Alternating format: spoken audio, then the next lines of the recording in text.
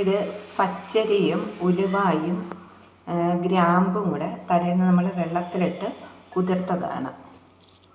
നല്ലതാണ്. കുതിർന്ന ശേഷം ഇത് മിക്സിയിലോട്ടിട്ട് അരച്ചെടുക്കാം.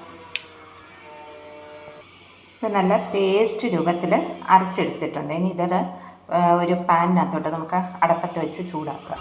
നമ്മളൊരു പാനിനകത്ത് ഒഴിച്ചിട്ട് നന്നായിട്ട് അത് ഇളക്കി അതിൻ്റെ ഓയിൽ തെളിയുന്നവരെ നമ്മളിത് ഇളക്കിക്കൊണ്ടിരിക്കണം.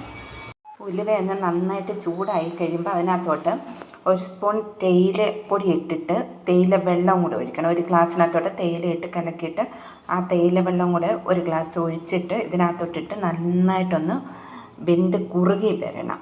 ആ ഒരു ടൈമിൽ നമ്മൾ എടുക്കാവൂ. അപ്പം അങ്ങനെ കിട്ടിയതാണ്.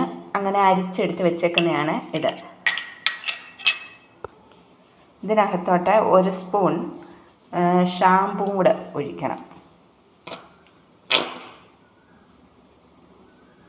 ഇത് വേണം. 1 സ്പൂൺ ഷാമ്പും കൂടെ ഒഴിച്ചിട്ട് നന്നായിട്ടത് മിക്സ് ചെയ്ത് എടുക്കണം. നന്നായിട്ട് ഒരു 5 മിനിറ്റ് നന്നായിട്ടൊന്ന് മിക്സ് ചെയ്തിട്ട് ഇത് മുടിയിൽ തേച്ച് പിടിപ്പിക്കണം. തലയോട്ടിയിലും മുടിയിലും എല്ലാം തേച്ച് പിടിപ്പിക്കുമ്പോൾ നല്ല സിൽക്കി മുടിയാവും. എന്നിട്ട് ഇത് തേച്ചിട്ടൊരു 30 മിനിറ്റ് നമ്മൾ തല വെച്ചതിന് ശേഷം മാത്രമേ പിന്നെ കഴുകിക്കളയാവൂ.